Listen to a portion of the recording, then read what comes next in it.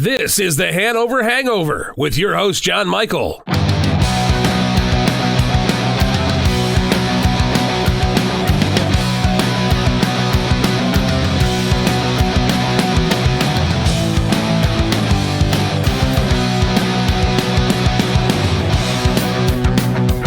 Featuring original artists and music professionals from all around the world.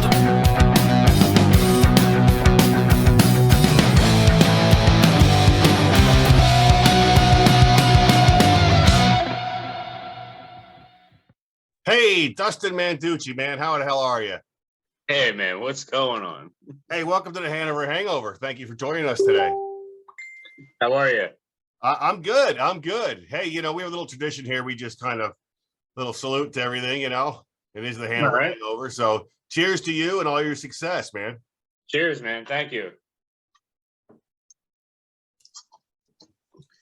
So you're coming to us all the way from Wilmington, Delaware. Is that correct? Yeah. That's great, man. And you just had a show last night. Or Friday night. Today's Sunday. That's right. So Friday night you had a show. Yes, I did. And you got any other shows coming up? Right now, we're just busy on the recording the album. Okay, so you got a lot of studio time going on. Yes. And that will be out in the next few months. I'm not going to give an exact date just because it's got to be mixed and mastered and all that. Great. Now, who does all your songwriting? Do you do it, and do your band members help you with that?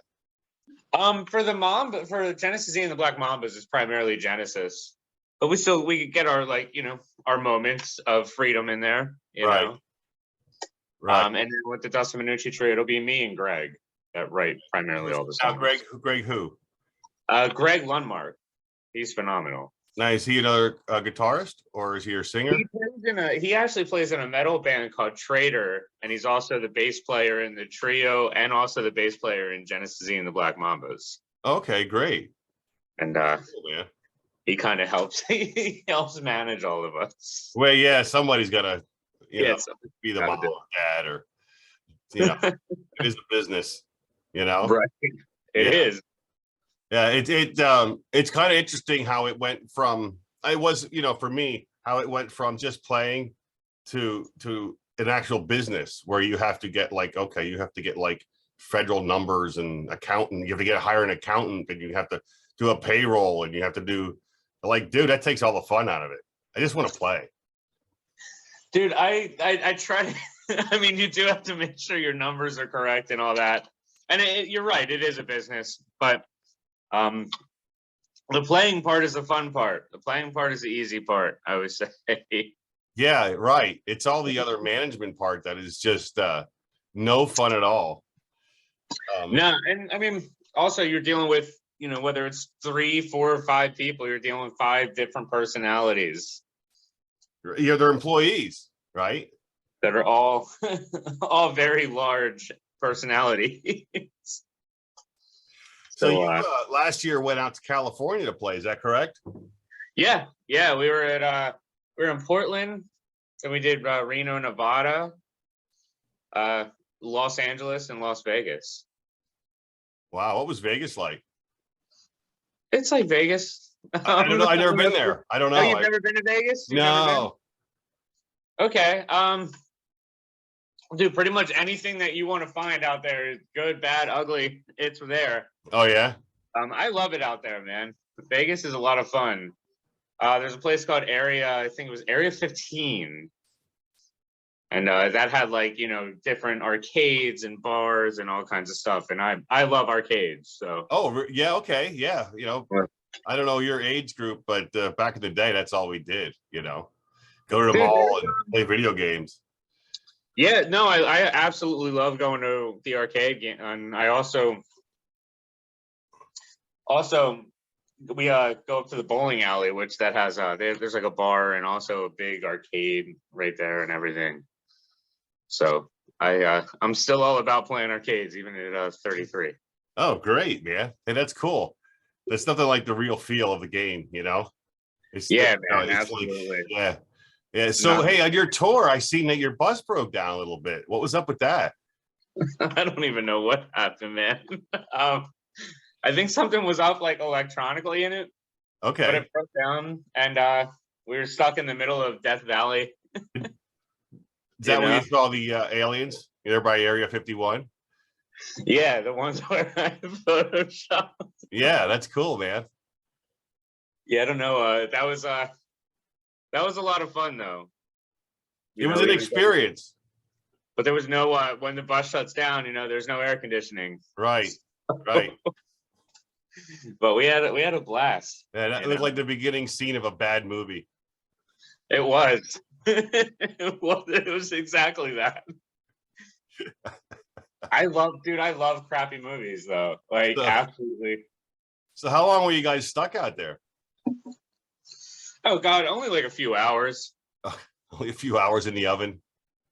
Yeah, and then we had to play. I think we were going to Vegas at the time. Okay. We had to play there that night, so we ended up making it. Oh, that's good. That's good. Were you out there with your thumb trying to get a ride, or like there was no cars come by for hours, right? Dude, there was actually like a traffic jam. It was weird. Oh, because your bus broke down? Yeah, it was. It was only a 2-lane road, right? Yes. That's so funny. But it was awesome. So did they have to send a mechanic out or something? Or no. The driver fixed it? The driver fixed it. That's funny. Now, where did you guys get on your bus from? From here in PA, or did you guys fly out, or from Maryland or Delaware? We flew out to Portland from here. Okay. So the bus picked us up in Portland. Okay.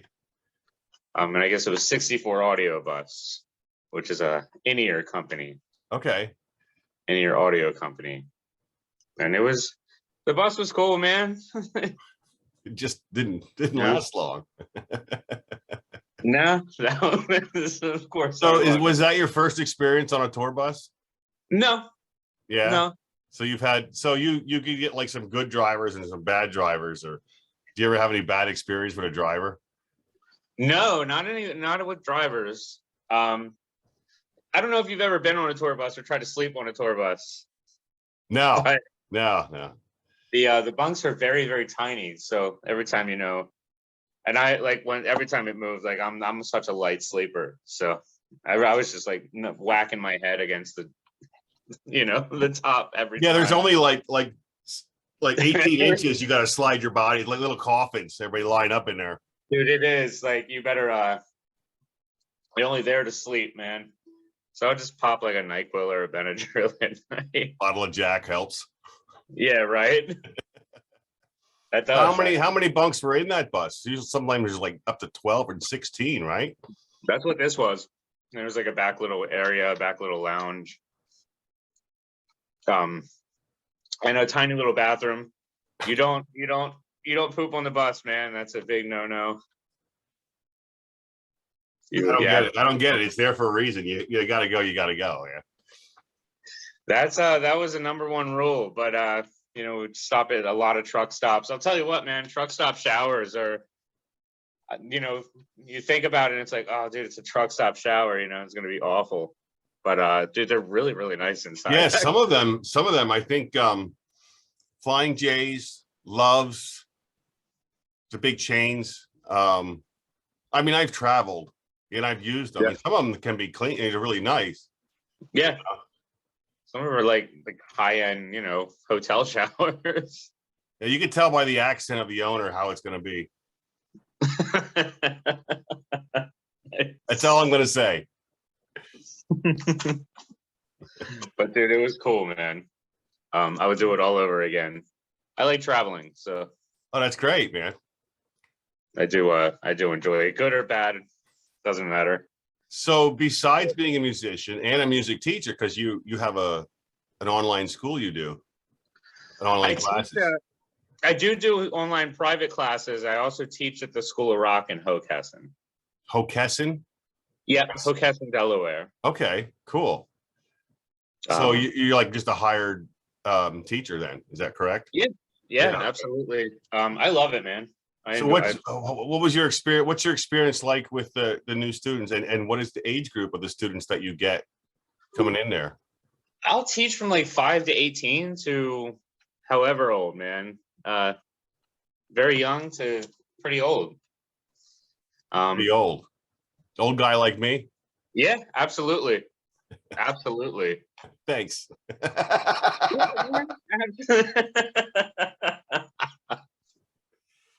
Oh man. You're He's a like, riot, man. This is done. So you have this album you're working on now. Is this your third album, I believe? This is going to be for the Mambas. This will be like the first official Mambas album out. I really like through the years. I did a lot of I would put out like singles a lot. A lot of people don't buy albums anymore like that. Yeah. Well, vinyl's making a comeback. Vinyl is making it, and it's cool. Yeah. But nothing's wrong with the singles either. So I would always just put out different material. So you're on Spotify, Apple Play, YouTube. Oh, yeah. Yeah. And that's Oh, under what name then? Look up Genesis Z and the Black Mambas. Genesis C? Genesis Z and the Black Mambas. So the two singles that we do have out are Carnivore. That's featuring Redman. That's spelled with a K, Karnivor. So K and no E. It just looks cooler, I guess. And Heartbreakers. So Genesis Z and the Black Mambas, and that song's called Heartbreakers. All right. I'll have to add that to the video. Yeah, man, it's 2 song videos too. So I don't know about you, but it is freaking hot out here today. dude, it's so hot out. Even like my apartment, I live on the bottom floor and the air is not even working really well. Like, I'm sweating like crazy, man. I know. I got home from a show last night. It was like midnight, and I'm like, no, AC's going in the window, man. Turn it on. It has to. Oh. Yeah, you can't even function. No, it was like 90. It was like 86 degrees in the place. I can't breathe in that. You just want to take all your clothes off. I'm done. Dude, even then, like, just blah. Yeah, man. I work better in I need like 65, 70. I'm good. Keeps you sharp. Yes. Yeah. Can't be too cold, but I can't like this humidity. It sucks. Yeah. So what else you got going on? Dude, just practicing a lot, just working on lesson plans. And you have quite a collection of guitars, don't you? I do have quite a collection. Yes. You want to show some of us to us? Yeah, of course. These are my main guitar. Like these are Ernie Ball St. Vincent's. I don't know if you can see that finish. Oh, okay, yeah. That's It looks cool, like man. Michael Jackson's gloves. Right. So I have 3 of these. The one that I have, my sunburst, is at school. I have a blue one also, and I'm a huge movie buff. So, Jaws. yeah, man. So there's that one. I just got this one. I call it my Apple Martini Strat. Nice. I like the color on that. Now, how's the action on that? The action's awesome. I grew up on Stratocasters. Okay. My first good guitar was a Strat. Did you have to adjust that, or was it good from factory? I had to adjust it a little bit. Nothing too crazy. It came with 9s on it. I used 10, so Okay. there's a little spring. But these new ones, they come with the locking tuners, which I love. Oh wow. And it's got a little. So for the humbucker, I can split it. Right. So I can kind of get that country telly sound out of it if I want it. Nice. It's a little out of tune. But yeah, man, I love it. And I don't use I don't use really high action. Okay. Yeah, it makes it a little bit harder to play that way. Yeah, absolutely. I mean, enough like to get you want to get the Right. You want to get just enough bridge there. right. But Yeah, I do a lot of if I play a lot of the fast stuff, so I gotta have Yeah, you gotta have it close. Yeah, man. And then I have a 67 Flying V, 67 reissue Gibson Flying V, which I love. I grew up on I loved Michael Schenker growing up. So Okay. that was I don't know if I'm a huge like UFO fan. Nah, not really. That's Michael okay. Schenker group. Any of the virtuosos, like that was Yngwie Malmsteen was like, my God at 12. Okay. That's like all I listened to for a long time. Any of the shred guys, Jason Becker, Paul Gilbert. Yeah. And I listen to a ton of classical music at home. I also love a lot of pop music. Really? I love it. They're kind of catchy, right? Dude, it's great songwriting. I'm not even kidding, man. I was actually just listening to this song called Come Clean earlier this morning by Hilary Duff. Oh my gosh, there's a name I haven't heard in a while. Dude, that song is wonderful. I don't care what anybody How says. old is that song? Oh, God. That's got to be 12, 13 years, right? Yeah, earlier 2000s. Yeah. Same thing, dude. I was a huge like Miley Cyrus fan. That riff in Party in USA is phenomenal. Yeah, right. And it's got that.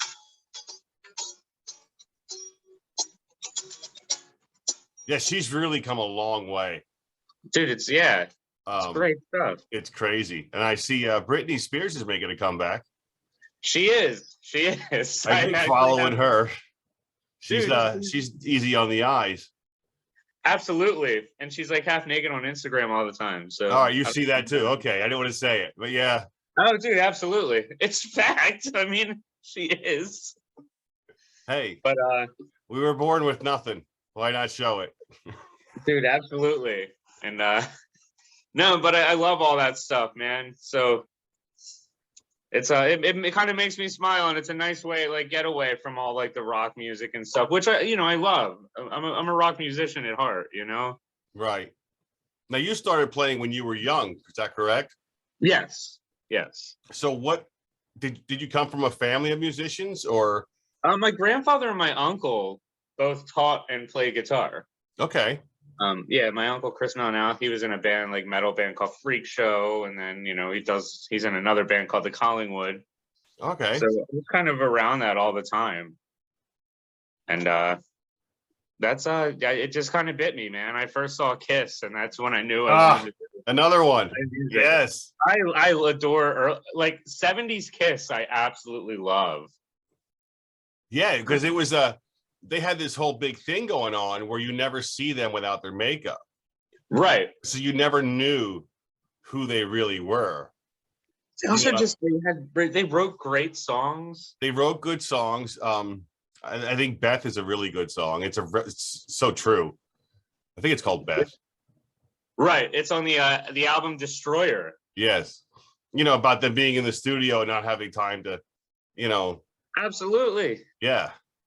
And it happens all the time. I mean, I'm not a musician, but I have a studio and I'm working in here, and it's like you could lose a whole day in here if you're not careful. That's how it is, even whether you're in the studio or you're teaching all day. Usually like I'm back to back, so it'll be like 3 o'clock, and then suddenly it's 8:30. You're wondering why you're hungry, right? Yeah, you're just like, oh crap, wow. Or even playing, man. I was like, if I get really in the zone and I'm just kind of like playing and practicing all day. I did that for a while. I was working on a piece called Nicola. It was Paganini's 16th Caprice, and it's a pretty demanding violin piece that translates really well on guitar. Okay. And it took a while, man. It took a long time. So that's how it was. It was just like 6, 7, 8 hours. And cool.